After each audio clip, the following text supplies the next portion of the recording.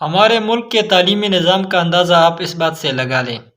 کہ engineering university کا generator جب خراب ہو جائے تو ایک ان پڑھ مستری آ کر اسے ٹھیک کرتا ہے۔ یہ حال ہے ہمارے تعلیمی نظام کا، مگر اس میں غلطی نہ تو سیکھنے والے کا ہے نہ سکھانے والے کا ہے،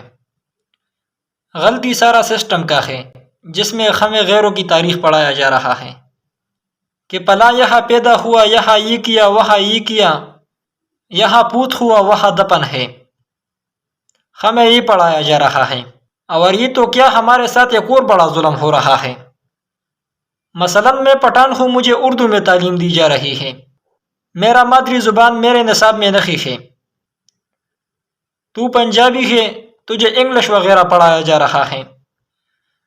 اس طرح سب قوموں کے ساتھ یہی ظلم کی جا رہی ہے، جس کا نتیجہ بھی پھر یہی ہوگا کہ جو ہمارا کام ہوگا وہ ہم نہیں کر سکیں گے، ہمیں پھر اس ان پڑھ مستری کی دکان پر جانا پڑے گا، کیونکہ اس نے صحیح معنوں میں اور اپنی زبان میں سیکھا ہے، اور ہمیں صرف اور زبانوں میں اوروں کی تاریخ پڑھایا گیا ہے، اور جس کے نتیجے میں کاغذی ڈگریاں ملی ہے جس کا ہمیں کوئی فائدہ نہیں۔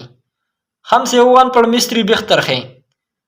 جو اپنے کام سے اپنے لیے حلال روزی کماتا ہے۔